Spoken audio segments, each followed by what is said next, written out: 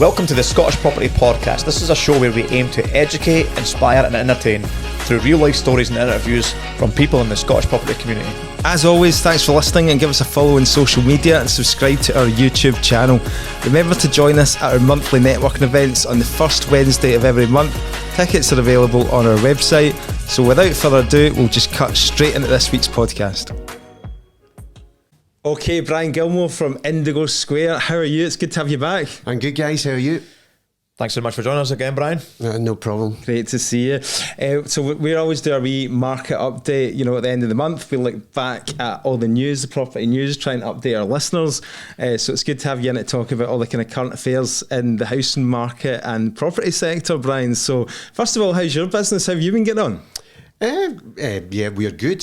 So we do lettings and factoring, and I've been in property for 30 years. So nearly 30 years. One of the things that I always focus on is human behaviour and how people behave. Because I think if you understand the public, you can be better at dealing with the public. I would say in the last 2 years, the first year of COVID, people behaved in a certain way. Last 2 years, I would say people are a bit moanier, right? Grumpier.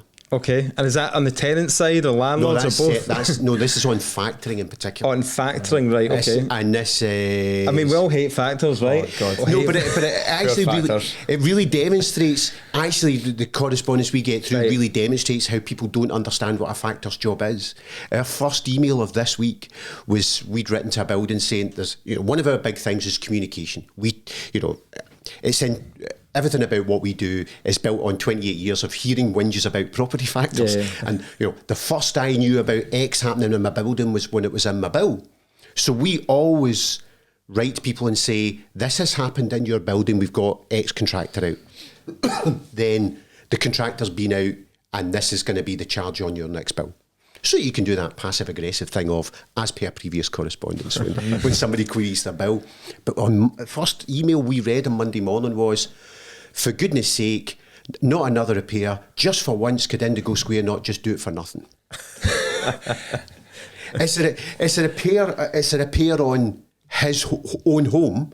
If I spend £1 million on his home, he's better off by a 1/8 share of £1 million. And I am no different. And so what it demonstrated is people, you said about, nobody likes factors. Yeah. People see this big bill come in at 250, 300 quid for the quarter, of which I got 45 quid.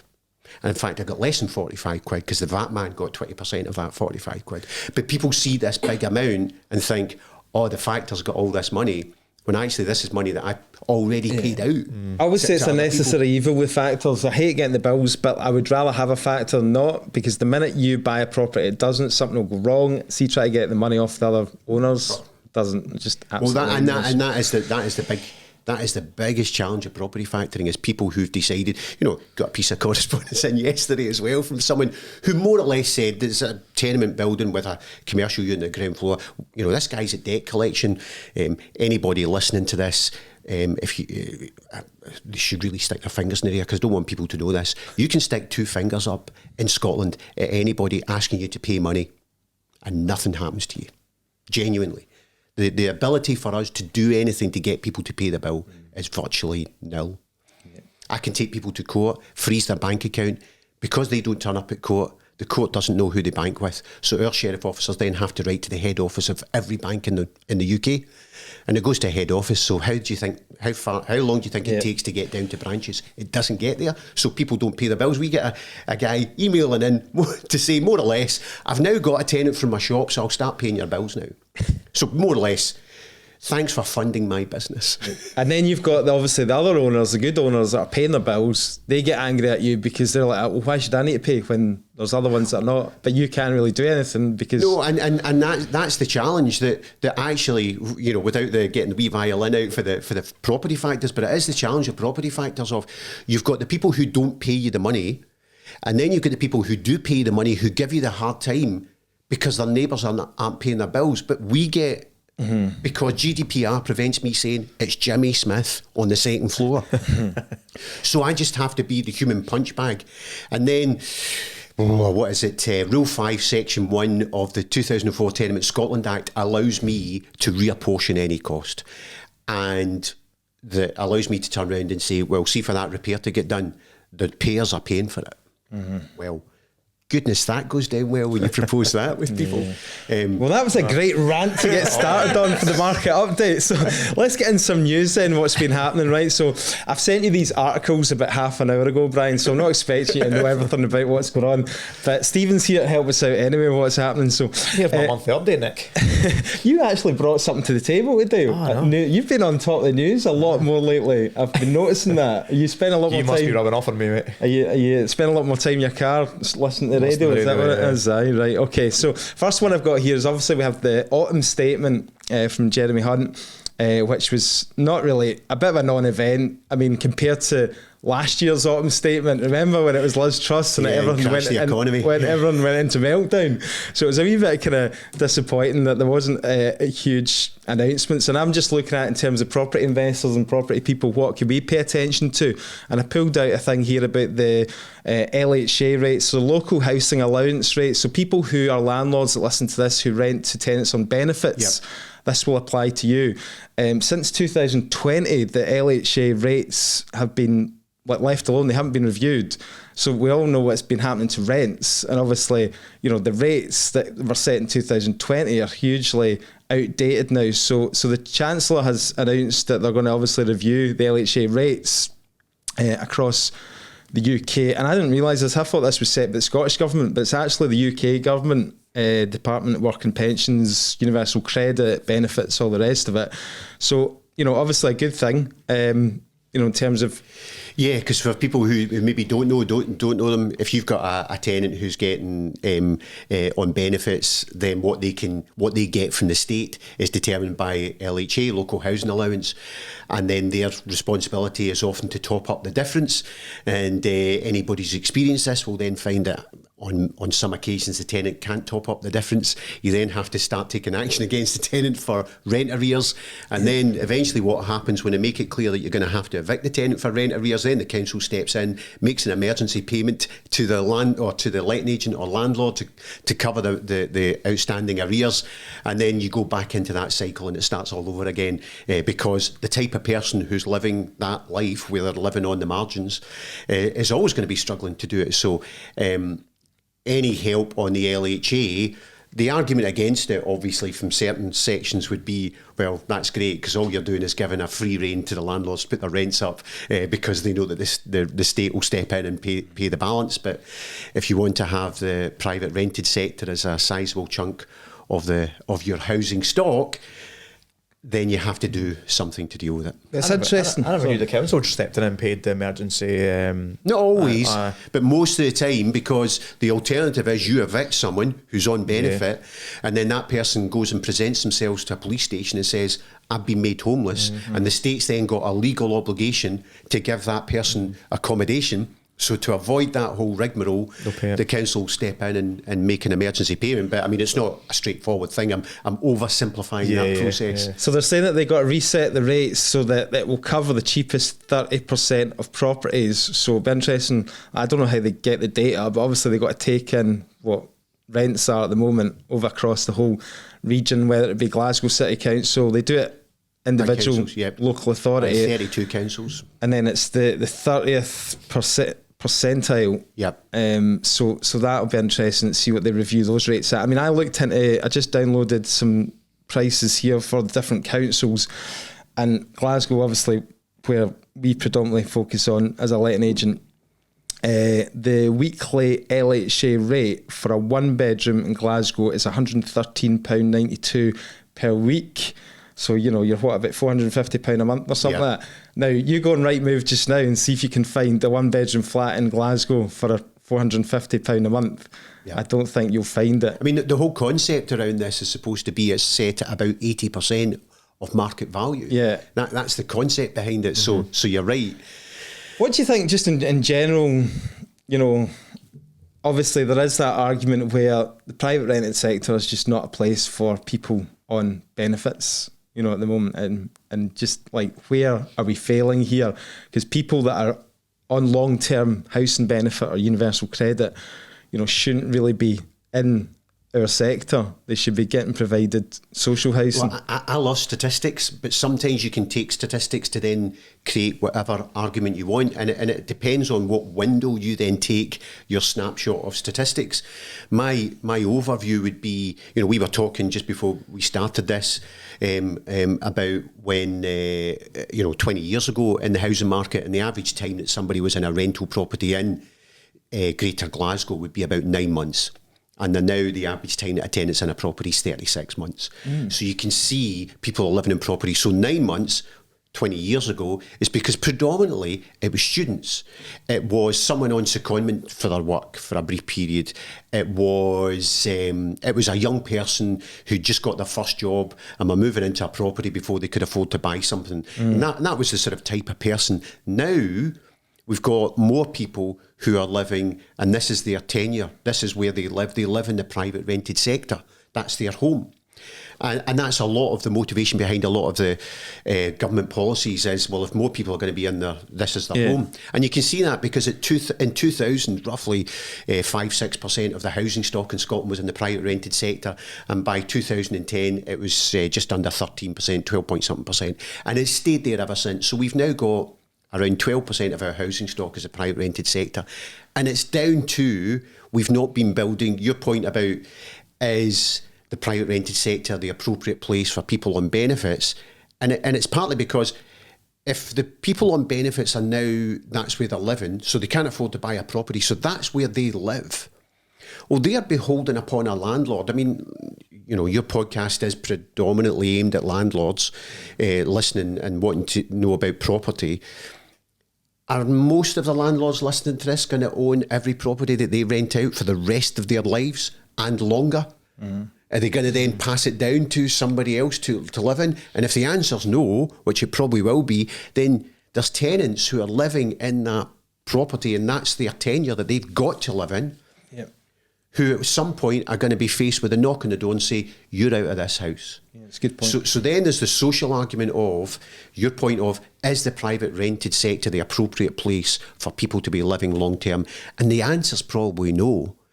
But we've got 160,000 people roughly on affordable housing waiting lists in Scotland, 1.5 million in the UK, 1.6, so it's roughly similar to UK. And that would cost about £30 billion, which is about the whole budget of the Scottish Government. I love getting the stats from Brian. He's got all the stats, hasn't he? He's a stat man, definitely, for sure. I mean, just looking at it personally, I can think of quite a few cases, and it's really interesting from the lettings point of view. When we put a property on, we're actually getting very few inquiries from people that are on housing benefit and universal credit.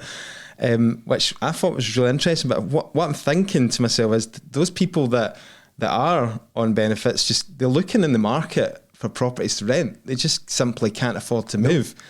And they have been protected by the rent caps and they can't move because I can think of a family and they've just had another kid. They're in a 2-bedroom flat. It's just not suitable for them anymore, but they can't afford to jump up. They just can't afford it. So they've got to squeeze into this 2-bedroom. I mean, the counter argument would be that's because of all these greedy private landlords who bought properties, taking them out of the market. How many landlords own ex-local authority properties that were relatively cheap and have taken those out of the housing market and have then driven up prices and rents? That's the counter argument. Well, that's true. And we will get, obviously, one of these days we will get Patrick Harvey to come and explain that. Do you know what I mean? But we've not been successful yet. Moving on to our next article, right? So we always like to keep the listeners updated on the kind of macro economy and what's going on with inflation, because that obviously feeds through to interest rates and mortgages and all the rest of it. So the latest inflation data that came out was that CPI fell to 4.6%. That was the latest read, falling from the peak of 11%. Believe it or not, that was what it got to the highest point. But it's still well above the 2% target that the Bank of England are trying to get to. But it was interesting reading there, just the Bank of England Governor Andrew Bailey said that getting inflation down to the central bank's 2% target will be hard work. And why was that, Brian, again? Because I think you mentioned it earlier. Well, it'll be hard work to get it down. One of the things he's wanting to do is push out a message that he's not going to... He's wanting the markets to now be stable. He's not wanting the markets to price in and start thinking that interest rates are going to keep falling. So he's wanting to push out that message. That I actually think probably what we might find if there's a change of government in the next 12 months, that the Bank of England's target rate of 2% might change to 3% or 4%, because I think we've sort of forgotten that 2% and that type of stuff was uniquely low. And I think we've forgotten that interest rates of 1% and 2% were uniquely low. And I think we need to move back to the real world of it's going to be interest rates of about 4 or 5% and inflation about 4 or 5% is probably going to be the new normal. Interesting. I just think that, I think that people look at these figures, and it was a huge reduction compared to the previous month in terms of what it came down, I think from 6 point something down to 4 point something. And, it's just not going to feed through into... The other thing is people hear inflation has fallen, thinking that prices have fallen. No, it just means that prices are now only growing by 4.6% and not growing at 11%. Exactly. It's not that prices have fallen 7% from 11 to 4. It's just that they're only growing at just under 5%. But I think we need to accept that's... with a lot of, food inflation is still underlying higher than that. We're going to see energy prices go up a bit over the next couple of months. So the ability for inflation to keep falling is probably capped off. Having said that, if you look at, which is where mortgage providers then go and look, if you look at the swap rates, which is the UK longer term, how the UK borrows money, they're pretty set round about the sort of 5% level. I've got a chart up here actually, which I've just downloaded today with the SONIA swap rates. So the 23rd of November 2023, we have, hang on a wee second, there's too many charts up here. SONIA swaps, a 5-year currently is 4.19, and that was up in 27th of October, so just a month ago, that was 4.465. So they're definitely coming down. Which is why the lenders are being quite optimistic with the rates, and then they're optimistic. They're bringing rates down. Like a couple of months ago, they brought rates down when the Bank of England didn't. The Bank of England froze their rates, and they actually, some of the lenders brought their rates down. So let's just remind the listeners about the swap rates are the way that the lenders price their fixed rate mortgages. That's the way they can anticipate in the price in their new products. Because the swap rates are basically the international market's predictions of where UK interest rates are going to go. Yeah. So if you are getting, so a lender's then using that as an indication of, right, if I give somebody 5-year money today, what might it be in 5 years' time? And so although Andrew Bailey's coming out basically saying that, interest rates, Bank of England base rates going to stay higher for longer, and they're not going to come in just because this inflation data's come right down. They're not going to come in and start slashing rates basically. So we need to realise that things are not going back to 2%, 3% mortgage rates and stuff like that. We're going to be in there for the long term, I think. But interestingly, I pulled out this article where mortgage rates, the headline is mortgage rates cut to less than 5% at big 6 banks.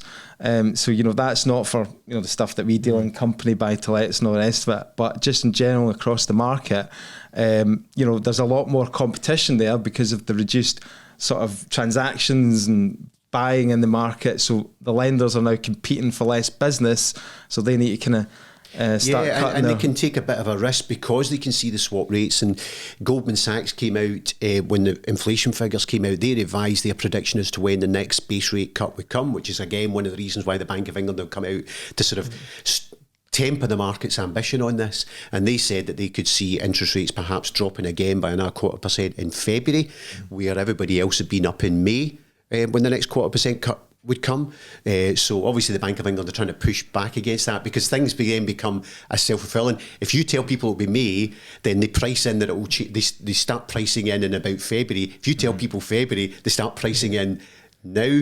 And so, but interestingly, I spoke to a mortgage advisor who deals with company buy-to-lets just the last week, because I've got a couple of rates that have dropped onto variables, and his advice was swallow it. and bite the bullet just now and have 2 or 3 months of paying more than you'd want because he reckons mortgage rates will come down further and then you'd start the new year. Yeah. It's funny, so that was an article last week I was reading that they said the same, that they reckoned it was going to start dropping small increments in, I think was it February 2024, but they predicted that it was going to go down all the way to 1.75 by 2027. And like you say, at 2027, when the people put that out, it starts to almost set the precedent and they spend accordingly or they do something accordingly. So yeah, I've just been fixing mine in for 2 years at the moment, like my ones that have come up in the last couple of months.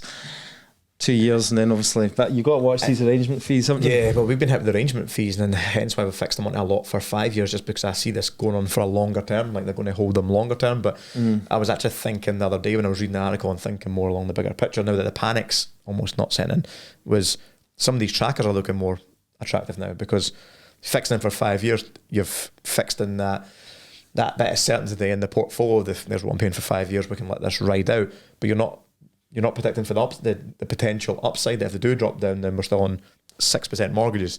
So I think the next maybe 5 or 6 that are coming up for renewal, I might put on trackers to test that market. And when you're looking, I mean, without then turning into, you know, as I always joke about, everybody became a COVID expert 3 years ago, and then people became a Ukraine expert a year ago, and now everybody's a Middle Eastern expert. So you've got to be careful and leave it to the experts who know what they're talking about. However, you do have to think what's happening in 2024 for us that will have a risk factor in the economy. And the one thing is, highly likely in either May or October, is a chance it goes into January 24, we will have an election in the UK. Yeah. And that will have an impact on things. But the other massive thing that will have an impact on the world economy is at the end of 2024, the US are having an election. And at the moment, despite, if you judge things just on economics, Biden would win no problem. He'd win by a landslide, because in every economic monitor, he's going to win. Oh, sorry, he's been successful, but if he doesn't die beforehand, Trump's 5% ahead in all the polls. Yeah. Trump. This is the general consensus is that he's going to win. So who knows what will happen if he wins? And it could go one of 3 ways. Obviously, it could go, nothing changes. It could go, the markets think, brilliant, a guy who couldn't care less about anybody other than the markets is in, and the markets go buoyant. Or you could then just go, everybody starts running around like that scene in Airplane where they're all sniffing glue. Can you imagine what would be happening in the Middle East at the moment if Trump was in power? Well, that's the other thing, that the world just goes up in flames. That's the other. So the point being, the benefit of a 5 year, you might not get the full economic benefit, but you are insulating yourself against who knows what's going to happen for us with the UK election and for the world with the American election in the next 12 months. Yeah, and you don't get corrections, and it takes time for changes to kick in. Like we were saying about the inflation slowly dropping, base rates have stayed the same, but they won't just start, let's drop them because inflation's dropping. They're going to keep it there for a while to what you get is, you tend to get, COVID the exception, you tend to get massive shocks the other way. Yeah. Like the trust thing of last Obviously, year. with Labour looking like they're kind of out front in the polls at the moment, and they probably will win the next election, but how do you think that would look for landlords in terms of a Labour win? So the whole Labour thing has got to be, we are not rocking the boat. We are not doing anything that's unusual and different. And so I think any change, they will be very incremental. That's the whole nature of how they see themselves getting into power. Now, of course, so much housing stuff is devolved to Scotland, but what it might do is it will probably give an indication that there will not be an SNP/Green coalition next time there's a whole. Which has got to surely be good news. We need a break from them. Surely we need a change, right? Moving on from the politics stuff, I do like your politics chat, I've got to say, but moving on to our next article. Okay, so this was an email sent out from the Scottish Association of Landlords to give an update on the judicial review, which was found in favour of the Scottish Government. So just to give listeners a bit of background, this was a kind of court challenge that was they fundraised for this, actually. I remember saying I put 50 quid into this because they had a fundraising platform. It was 50 quid. I'm a stingy bastard, aren't I? How much did you guys put in? I put in nothing because I couldn't see how they could possibly win. Oh, there you go. Money well spent then, wasn't it? Do you know what I mean? I want my 50 quid back. John Blackwood, if you listen to this. Nah. Listen, it was Scottish Association of Landlords, the Scottish Land Estates and Property Mark got together to do a crowd raising to raise basically a court of session against the Scottish Government, against the Cost of Living Tenant Protection Act, which was the rent caps and eviction ban, basically, to say that this wasn't fair, it was discriminating against landlords and all the rest of it. But, who's going to support landlords at the end of the day? Do you know what I mean? No politician's going to stand up there and support us, and probably no judge as well. And it looks like this has obviously just been, they've obviously ruled against landlords and in favour of the government. Have you got any comment on that one, Brian? Just that it was, I couldn't see how they would win. The Scottish Government. I mean, I suppose the only thing could have been the way that they brought it in, that they made the announcement, didn't bring it in and said it starts at midnight tonight, and then the legislation was written 6 weeks later. So the only argument could have been they brought in retrospective legislation as to whether that is something that was legally allowable. It's good that they stood up and tried to do something. I mean, obviously, we've got to have a voice, as landlords. We can't just sit back. And they were successful with the short-term lets. There was a group that got together for when they came in with all the licensing, and they went, but again, they were successful in getting a decision which went in their favour, but I don't think it actually made much difference in the end. No, I don't know how these things work. Well, one of the things I remember, when the home reports that we now have, I gave evidence to the Scottish Parliament about home reports. So I remember being at a select committee. They'd done what was called the single survey pilot scheme, and it hadn't been successful. And I went and gave evidence, and I remember listening to Bill Schooler of the ESPC gave evidence, the National Association of Estate Agents gave evidence, Mortgage Council gave evidence, and we all said the same thing, which is the existing system's got pros and cons, and this new system would have pros and cons. So all that's happening is you'll be swapping the pros and cons. Waste of time, and here's the added negatives about it. And the politicians went, right, okay, we're just going to do what we want anyway. And so that gave me an indication. All these things are just a complete and utter waste of money, because the politicians, unless you want to deport people to Rwanda, in general, the politicians get to do what they want to do. But it looks like they're powering ahead with that Rwanda thing anyway, so aye.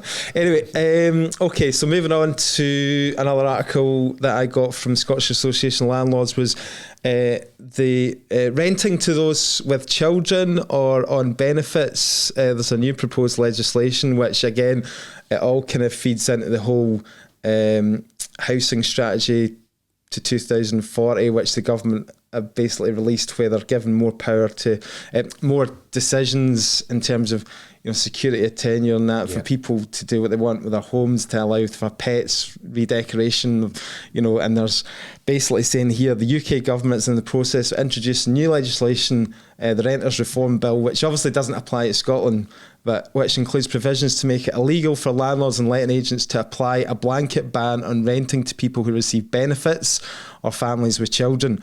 Whilst the legislation is proposed to only apply in England and Wales, the Scottish Government is intending to propose an amendment to the draft legislation which will extend the provisions on renting to those with children or on benefits to Scotland. So they want to kind of jump on this as well. So obviously this... What do you think about this? Well, as you said, it's about the principle of there are more and more people for whom the private rented sector's a place of tenure. And so the idea behind it is those people are being discriminated. I mean, how many times have you come across landlords who say, I don't want pets of any type, even a hamster in a cage, And, did you realise that rabbits make so much, they can create some amount of destruction? Rabbits. Yeah. I saw a property recently. I couldn't believe it. Fuck me, the place was torn apart. The skirtings were chewed. The carpets because they'll just chew everything. Aye, and literally they've been eating everything. Yeah, so but I mean, so you can understand landlords because it's my asset and I want to protect it. But the concept is, well, wait a minute, this is somebody's home. And so we've then got a problem because we've got these people who are moving around and they can't get to move around because of kids. They can't get to move around because of pets. They can't, we've got this problem. That's what they're trying to resolve. But, By the way, how do the police that though? Because you get your applications through your agencies. You take it to your landlord, and here's your 5 applications, and 4 have got kids and are on benefits, and 1's not. Who are you selecting? Well, exactly, and that's the thing, because you can put in, and actually the problem is for me, it can then start to be really disingenuous, because you can then allow someone to go and view a property and get their hopes up, and you can be thinking, I know this landlord's going to say no. Yeah, I mean, I suppose if you really, really enforced it, you could move it to the extent of if you've got, so Race Discrimination Act. If you've got a landlord who says no because of a person's skin colour, as a letting agent, you then have to say, well, I'm sorry, we are disinstructing you. We can't operate for you because we can't make that discrimination. And so maybe that's the route that they're going to go down. But the problem is that this is an economic decision that a landlord is making when they're then assessing who goes into the property. So so your point is exactly right. 5 applications, 1 of them's in full-time employment and 4 of them are on benefits. Well, the economic decision would be to go for the guy in and you're obviously not without the rabbits. You don't have to say to them, sorry, you've not been selected because do you know what I mean? We just say, landlord's decided to go with another applicant. There's a more suitable applicant. So with someone's skin colour, theoretically you can then have, well, we can't tell you the skin colour, but theoretically. But then how do you move on to that? You can't then not give someone's economic status and sibling status. And because as a letting agent, you also have a legal obligation to make sure that a property is not over-occupied. So a kid is half an adult for the terms of occupancy. So you need to know how many kids, because you could end up with a couple with 4 kids, and that works out at 6 people, 6 full-size adults in a 2-bedroom flat, or in a 1-bedroom flat, for example, would be over occupancy. And as a letting agent, you're not allowed to let those people in. So you've got to make those choices. I felt really uncomfortable. It was last week, I was doing viewings for a flat, and it was a Nigerian lady that was there. And she actually asked me, she said, how many people have applied for the flat? I said, well, there's about 4 people that have been at the viewing. They all said they were interested. And she said, were the other people Scottish? And I was like, well, I think so. Like, but what does that matter? I mean, well, she says it does matter. I was like, wow, this is quite, I felt really uncomfortable, but obviously that wouldn't come into my thoughts, but she seemed to think that.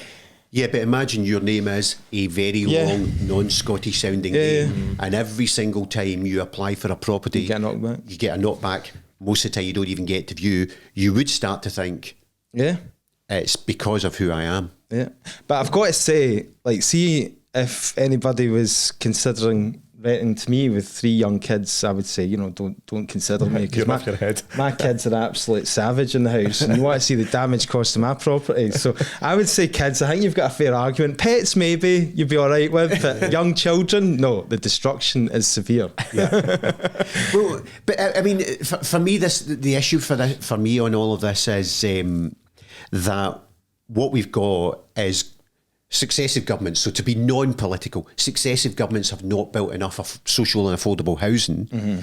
They know they need the private rented sector to fill it, yet they want to bash the private rented sector on the head. Well, it's not the private rented sector's fault that you and consecutive governments have not built enough houses. Okay, right, we need to rip through this, guys. We've got a couple of minutes, a few articles to get through here. So house prices, we always like to update on house prices, taken from the Registers of Scotland and the latest data for September, because we're always in arrears. We're always kind of lagging behind by the time they get the transactions through the land registry, but we're up 2.5% across the whole of Scotland. Brian, you were talking about comparisons to England as well. We never have the same highs, so therefore we never have the same lows. The only time, if you look since the war, the only time when there's been a downturn in the housing market in the UK that Scotland's house prices have fallen was 2008. 2008 was about a lack of money. Every other time it's about the cost of money. So every other time in the UK, so famously, obviously in the southeast of England, they had their huge catastrophe in 1992 with a housing crash. You look back, Scottish house prices stayed static, 92 to about 95, whereas in England they had this huge negative equity issue. We are not so boom and bust in Scotland with house prices, and that's why you can see in England house prices are falling, but in Scotland there's still areas going up. I'm still waiting for this crash, mate. This is why I haven't bought anything. I'm still waiting. He's talking about the boom and bust. He's obviously not looked at Aberdeen market. It's just no crashing. But no, You see, then that's why I always talk about the macro market and the micro market. Absolutely. Remember, we were -6, -7% when we started doing this. We're only -3. That's -3 for Aberdeen. I guess it's even lower than it. Glasgow up 4.3%, City of Edinburgh up 3.4%. Do you know what I mean? So things are holding up in Scotland, and I think you need to watch, because when you are reading the news articles and flicking through your phone, a lot of it is based on England stats and South England and all that, and that's where the kind of things are going down a wee bit. You know, you're hearing about 5% drops and all the rest of it, but even with 5% drops on the last 2 years, you're still up. Aye. Yeah, exactly. And again, that's why the other reason I always say to people, look over was it Warren Buffett says that he never looks at his investments over a monthly, quarterly or even an annual basis. Always, property in particular, look at over a longer period. And I've got a mate who's just bought in Edinburgh, was thinking of buying, and continually having conversations with him, because he kept looking at the market in the previous 2 years and saying, this is unsustainable. And I would say, just widen that period and go 2008 to now, and you would suddenly go, wow, all we're doing is playing catch up on 10 years of nothing. Yeah, by now it's going to go. Yeah. It's so important to look at that micro economy where you're looking at it as well. Like you say, if there's a price change up or down, it might not reflect on what your actual situation is, or what you're looking at. Because it could be a certain property type does really well in a certain time and doesn't another time. A really good example for that, best example for pay attention to what's driving the numbers is the housing market of 2003 to 2008, when it was going crazy, and the city centre of Glasgow was not. But for individual houses, but average house price was. And that's because there was 3,500 properties within the sort of square mile of the city centre in 2002, end of 2002, and 7,000 by 2006. So they doubled the size, and that extra 3,500 were all 200, 250, 300,000 pound flats. Right. And prior to that, all the properties in the city centre had been 100 grand. So they chucked in twice as many properties at double the price. So the average house price went up 50%. But actually, within that square mile of the city centre, prices were going slower than everywhere else, because they actually had massive competition from £250,000 flats coming in. So always look at what's driving these prices. Right. Is it actually just a builder's going, what's driving prices in my area? Is it actually because a builder's just gone and built a development of 200 houses where they're 400 to 500,000 pounds, and all the other houses in the area are 200,000 pounds, and suddenly house prices have just jumped up? Well, that's the problem with general stats as well. You need to look at how much data they're bringing in, how many transactions are they bringing in. Like you say, something could really affect it if there's a low number of volume. That's why you always see like Clackmannanshire or something like that. It's always like up, like Morrie's gone up 10% in the last 12. Look at the size of Morrie Shetland or something like that. 10,000 people live in it or something. It's really small, so you need just a small amount of transactions will just jump that up. So you just need to watch that data. Moving on and finishing up on this one that Stephen brought to the table. City of Edinburgh Council has formally declared a housing emergency. But you were saying this, you thought this might be a Scotland-wide thing as well now. Yeah, I think it came out a few weeks ago. Declaring Edinburgh City Council declaring that state of emergency, but I'm sure they said they were going to roll it out throughout Scotland in the coming weeks. This is just a cry out basically to the Scottish Government's policy that's totally backfired, and this legislation that's had an absolute adverse effect, and landlords selling up and all the rest of it, and reduction of the private rented sector supply. Basically it's saying here, councillors voted to back a motion by housing convener Jane McGreer highlighting a crisis in both the public and private sectors. It cites the city's record homeless figures along with a severe shortage of social rented homes and spiralling private rental costs. And I've got some stats here, Brian, for you. Council figures show approximately 5,000 households in the capital are in temporary accommodation, the highest number in Scotland. And the city also has the highest rental inflation rate in the UK at 13.7%. So basically, there is a problem. We know this already. You talk about it all the time as well. I am amazed that 12 months in now, nobody has drawn a correlation between how rents have gone up as the rent cap came in. Nobody's managed to draw the correlation of landlords, when they get an empty property, are going, I don't know what I can do when this tenant's in, so I better make sure that the rent starts high, because I might not be able to put it up. So that's one of the things. Landlords leaving the sector. Obviously, they brought in the short-term legislation to try and deal with the fact that Edinburgh, I think, I remember seeing a stat, roughly 24% of the housing stock in the city of Edinburgh was private rented prior to Airbnb existing. And then about a year ago, it was 20% of the housing stock was private rented. So 4% of the housing stock, which is 20% of the private rented stock, had left and gone to short-term lets, to Airbnb. So that's where some of it had gone. But the big thing is, as I keep getting back to, for 20 years, we have not built enough affordable housing in Scotland. And that is the driver. And they're trying to find all of these other people to blame without anybody holding up a mirror and going, oh, it's us. It's us in the government and housing associations that are the problem, because we're not building enough houses. Well, I mean, my head's absolutely fried now with all these stats that you've been throwing at me, Brian. I'm going to need to listen over this podcast again and actually pause it. I love my stats because you can throw them at people and nobody ever questions your stats as well. Nobody ever goes, are you sure? No, well, now we've got Bing. We've got Bing and ChatGPT, so we can go and check them out, because that's a fantastic tool. I've been using that loads. So really, thank you very much for coming in. It's always great. It's a good laugh as well, and we always learn something out of Brian. Yeah, I'm going to be writing down these statistics as well. So we'll hope to see you in a few months' time back again. But in the meantime, thanks a lot. Good fun. Enjoyed it. Good to see you. Thanks very much. Thanks, guys.